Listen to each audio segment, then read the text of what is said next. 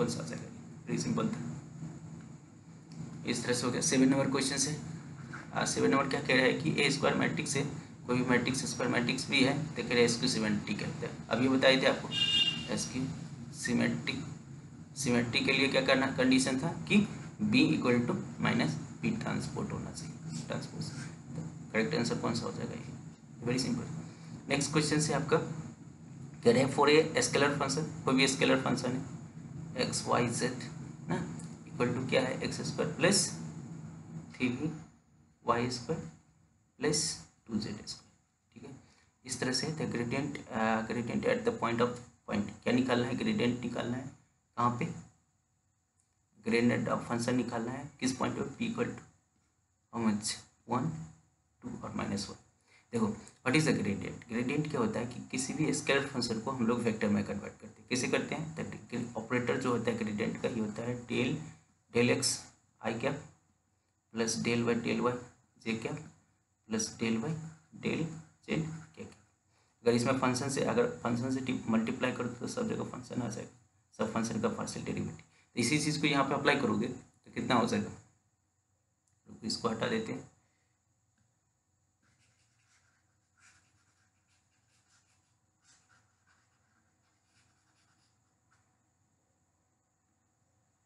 ठीक है, इसी चीज़ को अप्लाई करो तो डेल्टा एफ कितना आ जाएगा? देखो ये पार्शियल डेरिवेटिव का होगा तो कितना होगा? 2x आई कैप प्लस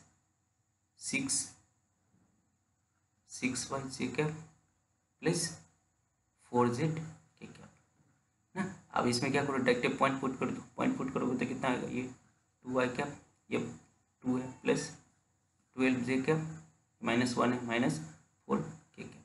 ये आपका आंसर हो जाएगा। कौन सा ऑप्शन है? बी। Correct answer B. इस तरह से हो गया। थर्ड क्वेश्चन से एनालिटिकल, इसको हटाया जाए ना। ये है एनालिटिकल फंक्शंस। देखो अब क्या है, ये आपका तो ओल्ड क्वेश्चन 2009 का है, बट अब 2021 हो या 2022 गेट के एग्जाम में ना, सिविल में अब सिलेबस में नहीं है। सिविल इंजीनियरिंग के अंदर हम लोग का कॉम्प्लेक्स नंबर ना क्या है, सिलेबस में नहीं है। ये सब हम लोग का सिलेबस से बाहर है। फिर भी पहले आया हुआ है, फिर भी कर लेते हैं। ठीक है, कैसे सोल्व कर देखो कि दिया हुआ है the analytical function is singularity. Singularity means होता है कि ये फंक्शन कहाँ पे डिफाइंड नहीं है ना नॉट डिफाइंड। पॉइंट पता करना है जहाँ पे ये फंक्शन क्या हो, डिफाइंड नहीं है। ये चेक करना है तो कैसे चेक करोगे? देखो F Z is equal to कितना है? क्वेश्चन नंबर 9 है। ठीक है, F Z is equal to क्या है? Z -1/z² + 1। ठीक है, इसको क्या लिख सकते हैं? z-1 इसको क्या लिख सकते हैं? z - i कैप i और z + i लिख सकते हैं क्योंकि i² = -1 होता है। इस तरह से लिख सकते हैं। तो इस तरह से देखो ये अगर है फंक्शन है तो z = +-i पे क्या है? फंक्शन डिफाइन नहीं है ना। At z = +-i function is not defined. इसमें क्या है? डिफाइन नहीं है। तो हमारा जो सिंगुलरिटी होगा कहाँ पे होगा? आपका +-i पे। करेक्ट आंसर कौन सा आ जाएगा? ठीक, वेरी सिंपल। अगर नहीं भी आता है तो आप ये इस तरह से कर सकते हो। नेक्स्ट क्वेश्चन से आपका ये 10 नंबर क्वेश्चन से 10 नंबर क्वेश्चन क्या कह रहा है कि the product of the matrix, कोई एक मैट्रिक्स दिया हुआ है p q इनवर्स और p। देखो इसको पहले समझने के लिए दो चीज़ याद रखो कि कोई भी दो मल्टीपल है उसका इनवर्स निकालते हैं तो b - a होता है। ये आपको याद रखना पड़ेगा, इनवर्स का प्रॉपर्टीज है। दूसरा कि किसी भी मैट्रिक्स में अगर ए इनवर्स उसी के इनवर्स से मल्टीप्लाई कर देता ये आइडेंटिटी मैट्रिक्स होता है। ये भी आपको याद रखना चाहिए। तीसरा, अगर किसी भी मैट्रिक्स को आइडेंटिटी मैट्रिक्स से मल्टीप्लाई कर दो हमेशा वही मैट्रिक्स रहता है। ठीक है, ये तीन चीज़ ना, तीन चीज़ आपको ये थोड़ा याद रखना चाहिए तो आपके लिए अच्छा रहेगा। अब देखते हैं क्वेश्चन कैसे होगा। तो इस तरह से है, तो इसी प्रॉपर्टीज को यूज़ करके इसको सोल्व कर लेंगे। कैसे हो जाएगा? ये Q inverse P inverse into P ना इक्वल टू ये क्या बन जाएगा आपका? Q inverse into identity matrix is equal to क्या आ जाएगा? Q matrix. अभी बताए थे किसी भी मैट्रिक्स में अगर आइडेंटिटी मैट्रिक्स से मल्टीप्लाई करेंगे तो वही मैट्रिक्स आ जाता है। तो इस तरह से हम लोग सीधे डायरेक्टली लिख सकते हैं क्या? Q inverse. तो आपका करेक्ट आंसर कौन सा आ जाएगा? करेक्ट ऑप्शन हो जाएगा आपका बी नंबर। ठीक है, तो तो इस तरह से आपका ये हो गया। नेक्स्ट क्वेश्चन पे जाते हैं। नेक्स्ट क्वेश्चन कौन सा है आपका? 11th number. 11th नंबर क्या है क्वेश्चन कि हम लोग को डिफरेंशियल इक्वेशन सॉल्यूशंस करना है। क्या है solutions? D square Y by D square plus Y equal to 0, इसका डिफरेंशियल इक्वेशन करना है। ठीक है, कैसे करोगे? देखो ये क्या है, हायर डिग्री डिफरेंशियल इक्वेशन, इसको क्या बोलते हैं? Higher degree differential equation, differential equations. ठीक है, तो इसके लिए तो कुछ स्पेशल फॉर्मूलाज है ना, स्पेशल रूल्स है। स्पेशल रूल्स में होता है कंसेप्ट है, कैसे सोल्व करते हैं? इसमें दो फंक्शन निकालते हैं हम लोग। इसमें एक निकालते हैं पार्टिकुलर इंटीग्रेट या और CF निकालते हैं ना। तो पहले उसके लिए हम लोग का ऑक्सिलरी इक्वेशंस होता है। ऑक्सिलरी इक्वेशंस कैसे फाइंड आउट करते हैं? तो इसको हम लोग डिकेटर में लिखते हैं। dy ये कितना हो जाएगा? dy स्क्वायर, ये क्या हो जाएगा? डी स्क्वायर प्लस वाई ना, इस तरह से इक्वेशंस लिखते हैं पहले। इक्वल टू कितना हो जाएगा? 0। तो डी को m से रिप्लेस कर दो, क्या हो जाएगा? m square plus 1। Auxiliary equations यही होता है। यहाँ से हम लोग m का रूट आ जाएगा प्लस माइनस क्या i। तो अगर आप सॉल्यूशंस देखोगे डिफरेंशियल इक्वेशन का, जब ऑक्सिलरी फंक्शन का फंक्शन ये आता है तो ये इसको लिख सकते हैं फंक्शन क्या? a प्लस बी आई के टर्म में ना। यहाँ पे a क्या है? 0 है, कॉम्प्लेक्स नंबर। इस तरह से अगर इस फंक्शन में रहता है तो हम लोग का जो CF फंक्शन होता है ना, इसका इक्वेशन होता है e के पावर ax ना। यहाँ पे होता है p cos bx plus i q, इसी i को q कर देते हैं sin bx। ठीक है, देखो यहाँ पे b कितना है? 1 ना, और a कितना है आपका? 0। ये यहाँ पे क्या आ जाएगा? e के पावर 0 इंटू एक्स, b कितना है? 1 cos x plus q sin x ना। तो ये 0 हो गया। तो इस तरह से हम लोग लिख सकते हैं p cos x plus q sin x। ठीक है, और यहाँ पे पी आई फंक्शन क्या है? 0 है। तो आपका फाइनल जो डिफरेंशियल इक्वेशन सॉल्यूशंस आएगा CF प्लस पी आई आता है, तो आपका यही आंसर आ जाएगा। तो करेक्ट आंसर कौन सा आ जाएगा ऑप्शन से? A number, P A cos x plus Q X. तो very simple, high degree differential equations का ये एग्जाम्पल था। नेक्स्ट क्वेश्चन आपका ये कह रहा है, ये कह रहा है the minimum and maximum eigen value of the matrix. किसी भी मैट्रिक्स का एक मैट्रिक्स दिया हुआ है, आपका मैट्रिक्स क्या है? 1 1 3 a 1 5 1 और 3 1 1 ना। कह रहा है इसका मैक्सिमम एंड मिनिमम क्या eigen value? Eigen value, maximum eigen value कितना है आपका? 6 और मिनिमम आइगन वैल्यू कितना है? 2।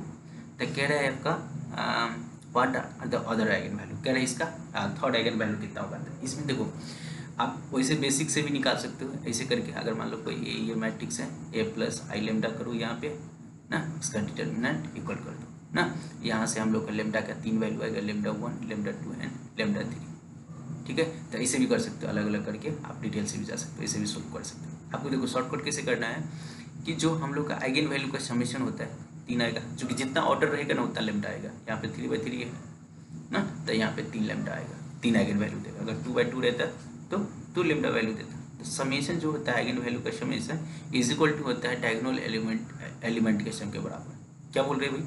देखो लिख देते एक line, sum of eigen value is equal to sum of diagonal elements of matrix.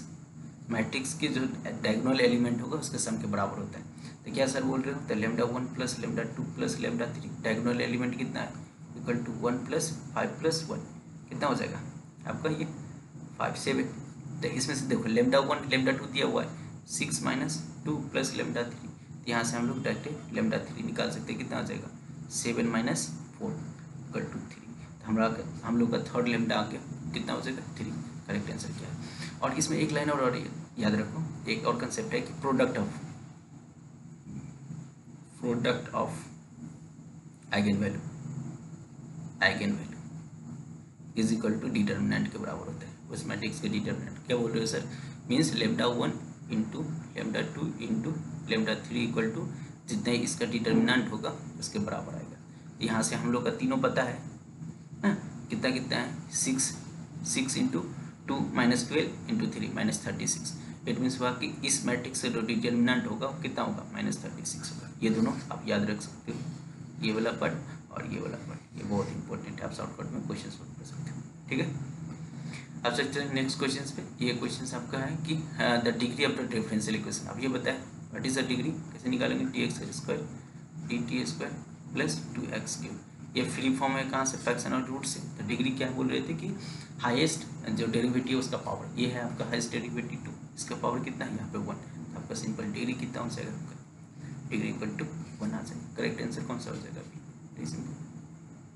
Next question क्या है आपका, नेक्स्ट क्वेश्चन कर रहा है the solutions of the differential equations. कह रहा है solution of the differential equation with the conditions ना। आपका क्या है डिफरेंशियल, कौन सा 14 नंबर है ना। देखो डिफरेंशियल इक्वेशन क्या है, dy dx y x² y ना।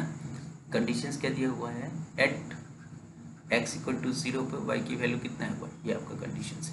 ठीक है, तो क्या करो, ये वेरी सिंपल है, सेपरेबल वेरिएबल लग जाएगा, दोनों y को एक साइड लाओ और x को एक साइड लाओ। क्या करो, ये y वाला को इधर लेके आ जाओ, dy आ जाएगा, और x वाला को एक साइड लेके चले जाओ, x² इंटू dx। क्या किए, y को इधर लेके आ गया, dx को इधर लेके चले गए, ये आएगा। आप इंटीग्रेट कर दो, इंटीग्रेट करोगे तो इसका क्या होगा integration, ln y is equal to इसका क्या होगा x³ प्लस एक कांस्टेंट आता है बताइए c। तो इस तरह से हम लोग का क्या कांस्टेंट निकालने के लिए कंडीशंस दिया हुआ है, एट x इक्वल टू 0 पे y की वैल्यू कितना है 1, इसको डाल दो, ln 1 equal to 0/3 plus c।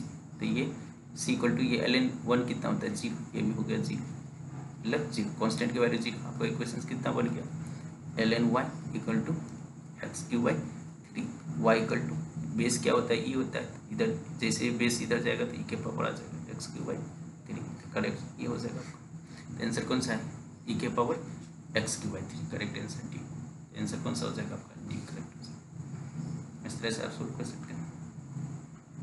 Next question है 15 नंबर, देखते हैं 15 नंबर क्या कहते हैं।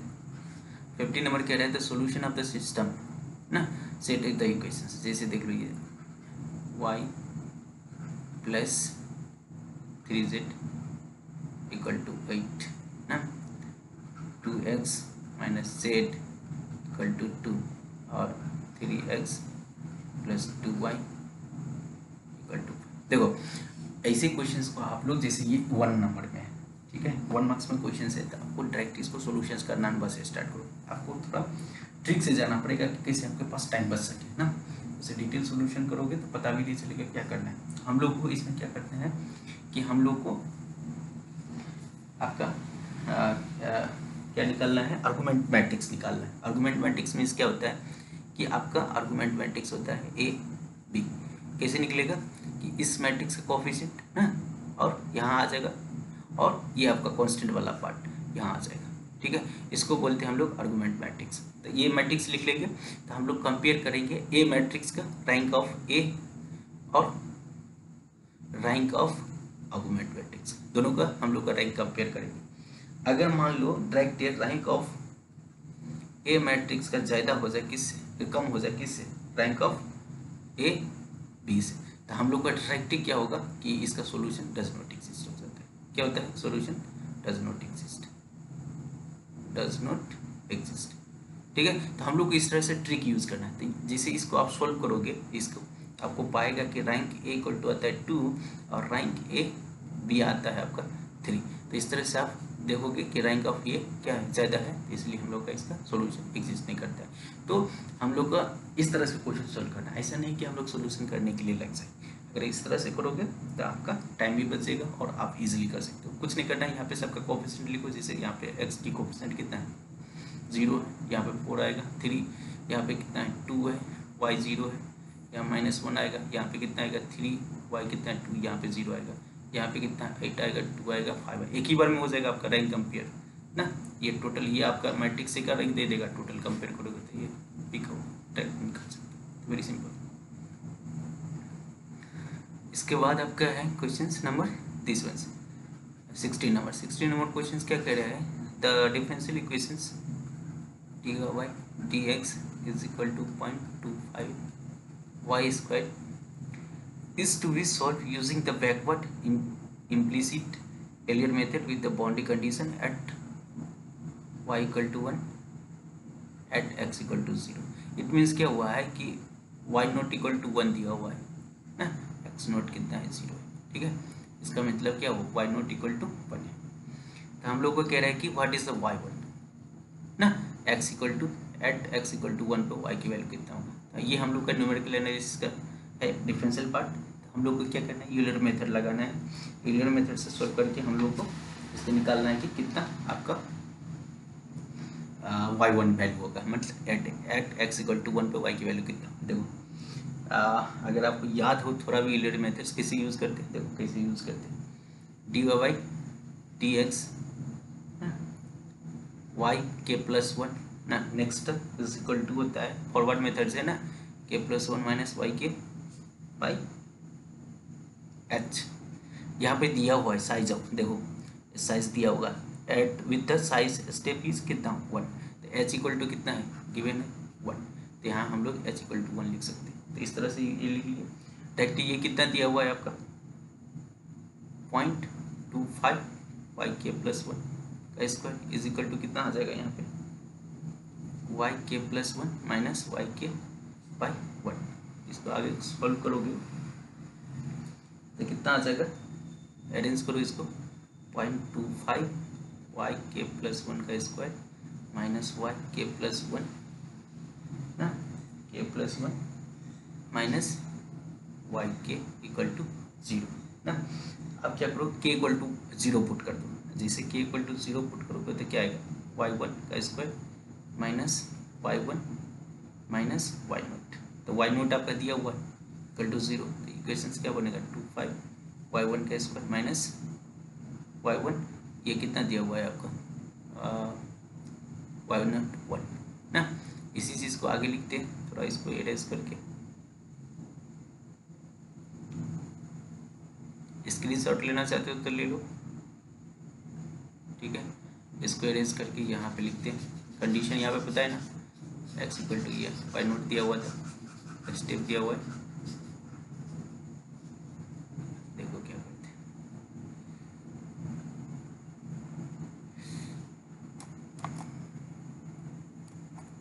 आपका क्या आया था फाइनल इक्वेशंस। फाइनल इक्वेशंस क्या था 0.25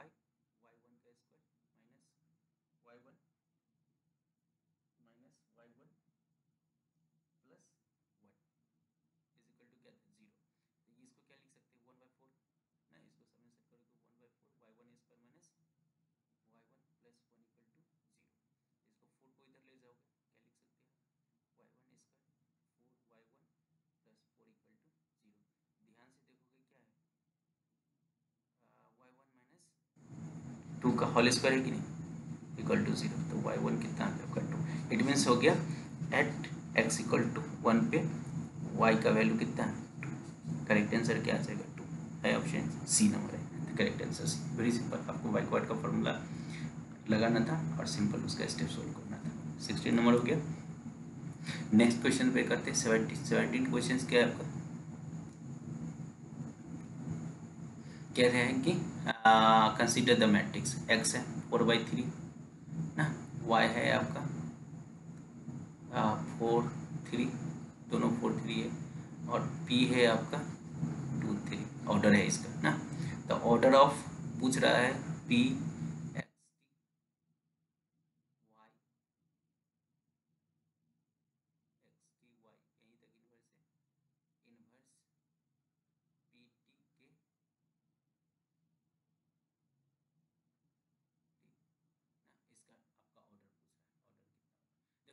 ऑर्डर में ये आपका ऑर्डर बताता है 4 into 3 क्या है एक्स मैट्रिक्स का ऑर्डर, ये आपका है नंबर ऑफ रो, और ये है आपका नंबर ऑफ कॉलम किसी भी मैट्रिक्स का। जैसे ये मैट्रिक्स है, जैसे मान लो 1 2 3 4 5 6, अगर लिखना चाहते हो तो इसमें रो कितना है, row number 1 and 2 into column कितना है 1 2 3 3, तो इसको बोलते हैं ऑर्डर। मतलब ये मैट्रिक्स क्या है 2 into 3 ऑर्डर से, ठीक है। अगर a इक्वल टू इतना लिखा था हम लिख सकते हैं a, इस तरह से हम लोग ये लिख सकते हैं। इसको रेस कर देते हैं, ठीक है। हम लोग को क्वेश्चंस दिया हुआ इस तरह से है, हम लोग को निकालना है इसमें, ठीक है। देखो ध्यान से देखो, अगर मान लो कि x y और p है ना, इसका ऑर्डर कितना है आपका 4×3, इसका कितना है 4×3, और ये है 2:3 ना। इसके ट्रांसपोज निकालना चाहते हैं हम, ट्रांसपोज का कितना होगा ऑर्डर, ट्रांसपोज। देखो ट्रांसपोज में रिवर्स हो जाता है, ये कितना हो जाएगा 3×4, ये कितना हो जाएगा 3×4, और ये कितना हो जाएगा आपका p 3×2। क्यों? क्योंकि रो और कॉलम इंटरचेंज होता है, ट्रांसपोज में ऑपोजिट हो जाएगा। इस तरह से पहले ये समझ लिए कि ट्रांसपोज में क्या हो जाएगा, इसका उल्टा हो जाएगा। समझ में आ गया क्यों होता है? क्योंकि हम लोग को जब ए का ए ट्रांसपोज निकालते हैं तो क्या कैसे निकालते हैं कि इसका जो रो होता है कॉलम में हो जाता है, जो कॉलम होता है रो में हो जाता है। तो इस तरह से इसका ट्रांसपोज निकालते हैं। इसी चीज़ को, कंसेप्ट को यूज़ करके हम इसको सोल्व करेंगे, ठीक है। इसको हटा देते हैं, समझ गए ना। ट्रांसपोज में क्या होगा, उसका ऑर्डर चेंज हो जाता है, लेकिन इन्वर्स में क्या होगा, इन्वर्स के केस में आपका सेम ही रहेगा, ठीक है। अगर स्क्वायर मैट्रिक्स है तो कोई प्रॉब्लम ही नहीं है, स्क्वायर मैट्रिक्स में क्या रहेगा, हमेशा सेम ही रहेगा, ठीक है। तो देखो आप कैसे निकालते हैं। तो पी का ऑर्डर कितना है आपका,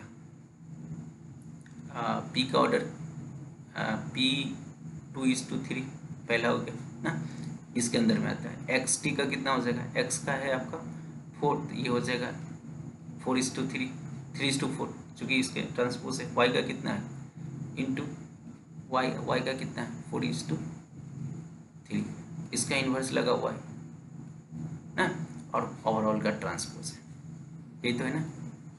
रख दिए पूरे वैल्यू। देखो अब कि जैसे हम लोग मल्टीप्लाई जब करते हैं तो एक लाइन याद रखो, जो ऑर्डर बनेगा इंटू इंटू ले लो, तो ये कितना आ जाएगा 2×3, ये आपका रहेगा ही इधर, तो इस दोनों में क्या आ जाएगा 3:3, दोनों इंटू इंटू, ये इन्वर्स है तो सेम ही रहेगा इसके ट्रांसपोज। तो इन दोनों में मल्टीप्लाई करोगे तो इंटू इंटू देखना है, तो इंटू इंटू कितना आ जाएगा 2:3, इसके ट्रांसपोज लोगे तो उल्टा हो जाएगा 3:2। तो आपका करेक्ट आंसर क्या होगा 3:2।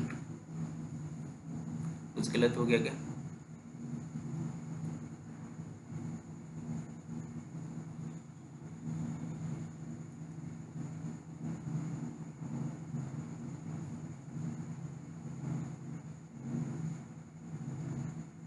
ओ यहाँ पे देखो p मल्टीपल भी तो है ना, ये वाला पार्ट नहीं लिखा ना।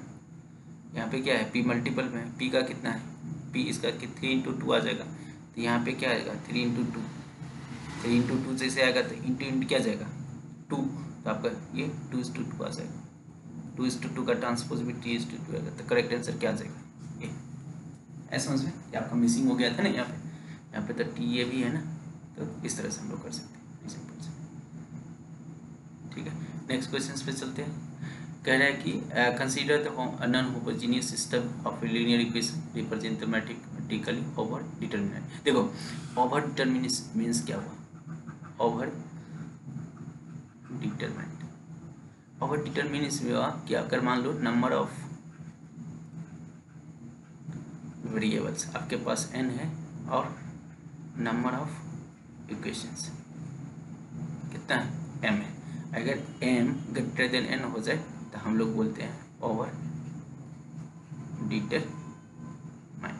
इट मीन्स हुआ कि आपके पास जितने वेरिएबल्स हैं उससे ज़्यादा आपके पास इक्वेशंस है, ऐसी इक्वेशंस को हम लोग क्या बोलते हैं ओवर डिटरमाइंड। ओवर डिटरमाइंड के केस में क्या होगा, सोल्यूशंस होगा, लेकिन हम लोग का यूनिक सोल्यूशन देता है, कंसिस्टेंट होता है, हैविंग द यूनिक सोल्यूशन। हम लोग करेक्ट आंसर क्या होगा, इस तरह से हो गया आपका ये क्वेश्चन। 19 नंबर फिर से कॉम्प्लेक्स नंबर है, इसका करेक्ट आंसर क्या होगा सी, आप चेक कर लेना। ये डायरेक्ट प्रॉपर्टीज है, तो इसमें कंसेप्ट नहीं है, डायरेक्ट प्रॉपर्टीज कॉम्प्लेक्स नंबर का प्रॉपर्टीज है, आप लोग कर सकते हैं। इसके बाद नेक्स्ट क्वेश्चन है आपका 20 का, which of the following are the not true, कह रहे इसमें से कौन सा ट्रू नहीं है। तो इस क्वेश्चन को सोल्व करने के लिए आपको 3 चीज़ पता होना चाहिए, हाँ कि नॉर्मल डिस्ट्रीब्यूशन, जैसे आपको याद होगा नॉर्मल डिस्ट्रीब्यूशन, ठीक है, एक होता है इस तरह से कर और एक इस तरह से, ठीक है, इस तरह से 3 कर्व होते हैं। इसको बोलते हैं नॉर्मल डिस्ट्रीब्यूशन, नॉर्मल डिस्ट्रीब्यूशंस। ठीक है, नॉर्मल डिस्ट्रीब्यूशन में क्या होता है, मीन इक्वल टू होता है मीडियन के इक्वल टू मोड के ना, बराबर होता है। इस केस में क्या होता है, इसको बोलते हैं हम लोग पॉजिटिवली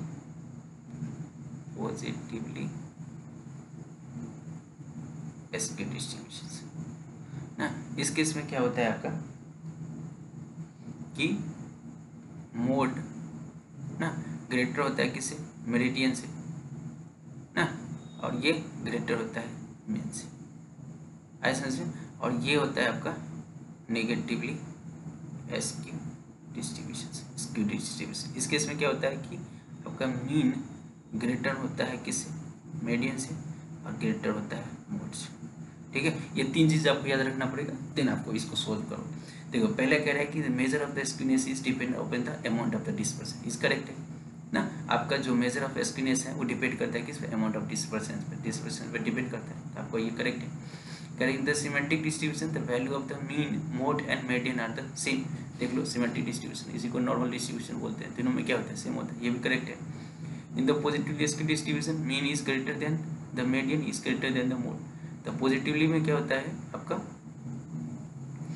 कि मीन मीडियन और मोड क्या होता है, इस तरह से होता है। तो ये एक्चुअली ना मीडियन,